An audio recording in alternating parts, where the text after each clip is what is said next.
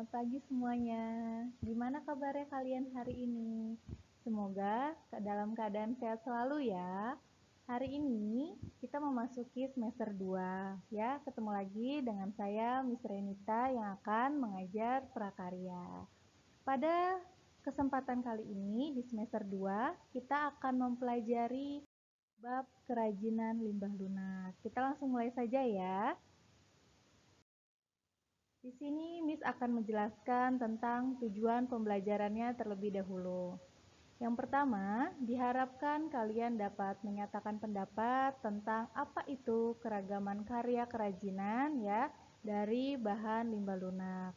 Diharapkan juga kalian dapat memahami pengertiannya, sejarahnya, jenisnya, sifatnya, serta karakteristiknya. Dan juga kalian diminta untuk bisa memahami teknik dalam pengolahan bahan limbah lunak ini ya, baik itu tekniknya, prinsipnya, prosedur pembuatannya, penyajian maupun sampai ke dalam kemasannya. Dan nanti kalian juga diminta untuk merancang, membuat, menguji, dan mengkomunikasikan produk kerajinan bahan limbah lunak berdasarkan originalitas ide yang kalian miliki. Kita lanjut ya. Di sini ada kompetisi dasarnya ya. Yang pertama ada KD 3.1 yaitu memahami pengetahuan tentang jenis, sifat, karakter, dan teknik pengolahan kertas dan plastik lembaran. 4.1-nya memilih jenis bahan dan teknik pengolahan kertas dan plastik lembaran sesuai dengan potensi daerah setempat. Kita lanjut.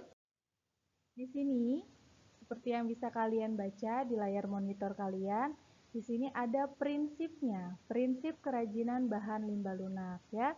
Jadi di sini akan dibacakan bahwa setiap makhluk hidup di bumi dalam proses kehidupannya merupakan penyumbang terbesar sampah atau limbah. Benar apa enggak? Pasti benar ya. Sampah adalah suatu bahan yang terbuang atau dibuang dari hasil aktivitas manusia sehari-hari. Sampah juga merupakan limbah padat ya, dengan sampah yang tempatnya tidak teratur di suatu tempat dapat merubah pemandangan menjadi tidak indah, menghasilkan bau yang tidak sedap, dan tentunya dapat merusak lingkungan. Sampah juga hanya dapat diolah dengan cara dibuang, dibakar, atau ditimbun dalam tanah sebagai bahan urukan permukaan tanah, juga dapat dimanfaatkan sebagai pupuk tanaman. Limbah sendiri dari tempat asalnya bisa beraneka ragam nih, dari limbah rumah tangga, dari limbah pabrik, dan juga dari limbah dari suatu kegiatan tertentu. Selanjutnya, di sini ada pengelompokan limbah. Pengelompokan limbah sendiri itu ada 3. Yang pertama itu ada yang berdasarkan wujudnya. Apa saja kah yang berdasarkan wujudnya? Ada limbah gas ya, baik itu berupa karbon dioksida, karbon monoksida, ada limbah cair ya, seperti air cucian, air hujan, rembesan AC, air sabun, dan minyak goreng buangan. Serta yang terakhir, ada limbah padat nih, seperti kotak kemasan, bungkus jajanan, plastik, botol kertas, dan kardus. Ya, ini yang pertama. Yang kedua, berdasarkan sumbernya ya. Limbah itu bisa berasal dari limbah pertanian, limbah industri, limbah pertambangan, dan limbah domestik. Dan yang terakhir, ada limbah yang berdasarkan senyawanya. Itu dibagi lagi menjadi 2. Yang pertama itu ada limbah organik dan limbah anorganik ya. Kalau limbah organik dia mudah diurai ya, cepat busuk juga dan mengandung unsur karbon. Contohnya seperti apa? Contohnya seperti kulit buah dan sayur, kotoran manusia, dan kotoran hewan. Sedangkan limbah anorganik ya sangat sulit atau bahkan tidak bisa diuraikan ya, atau tidak bisa membusuk ya, dan tidak mengandung unsur karbon seperti plastik, beling, maupun baja. Kita lanjut.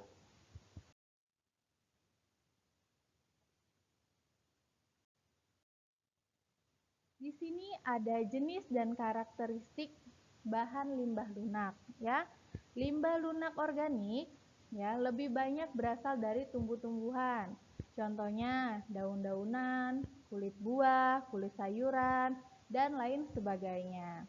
Pengolahan limbah organik basah dapat dilakukan dengan cara mengeringkan menggunakan sinar matahari langsung hingga kadar air dalam limbah organik habis. Baru sehabis itu bahan baku tersebut dapat diolah atau dapat digunakan sebagai produk kerajinan.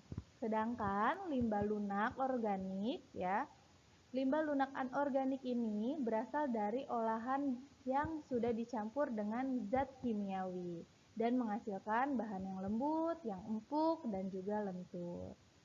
Ya, kita lanjut. Pengolahan bahan limbah lunak. Di sini ada prinsip-prinsipnya ya. Yang pertama, jangan sampai di saat kita mengolah bahan lunak ya, bahan limbah lunak, kita malah menambah sampah lagi ya. Makanya di sini ada prinsip-prinsipnya dalam mengolah sampah ya, atau yang disebut sebagai 3R. Yang pertama ada mengurangi. Jadi kita harus mengurangi atau meminimalisir barang atau material yang kita pergunakan, menggunakan kembali ya, dan mendaur ulang. Seperti itu. Lalu proses produksi kerajinan bahan limbah lunak ya. Ini disesuaikan dengan daerah yang di mana kalian berada. Jadi, kalau misalnya kalian sedang berada di daerah pesisir ya, mungkin kerajinan bahan limbah lunaknya seperti di laut itu ada sabut kelapa, daun kelapa. Yang di daerah pegunungan ada kulit jagung, kulit bawang, kulit kacang, dan lain sebagainya. Dan di daerah pertanian ada jerami, ada kulit jagung juga, ada daun singkong, kulit bawang, dan pelepah pisang. Sedangkan yang terakhir ada di daerah perkotaan, ya ini lebih kepada kertas, kardus, kulit telur, kayu, serbuk gergaji, dan serutan kayu. Selanjutnya, di sini ada proses pengolahan. Dapat dilakukan secara manual ya maupun menggunakan mesin. Nah, di sini kita harus bisa dulu nih, gimana sih cara pengolahannya? Nah, kita harus tahu prosesnya. Yang pertama, kita harus memilih bahan limbah lunaknya dulu. Baru habis itu kita bersihkan, kita keringkan, kita beri warna ya. Setelah kita beri warna, kita keringkan lagi ya. Baru habis itu tahapan terakhir yaitu penghalusan agar bahan siap dipakai. Selanjutnya, dalam pembuatan produk kerajinan, kita juga perlu nih memahami seperti apa karya yang berkualitas, produk yang berkualitas ya. Dan berikut ini merupakan syarat-syaratnya. Yang pertama ada kegunaan, ada kenyamanan, ada keluasan, ada keamanan, dan keindahan. Semua disesuaikan dengan kebutuhan yang ada, dengan tingkat keamanan yang lebih baik. Di sini ada kerajinan limbah lunak organik, ya, baik itu kerajinan limbah pelepah pisang, kerajinan limbah kertas, kerajinan limbah kulit jagung, kerajinan limbah jerami, ya, itu dapat diolah menjadi bahan kerajinan yang berasal dari limbah lunak organik.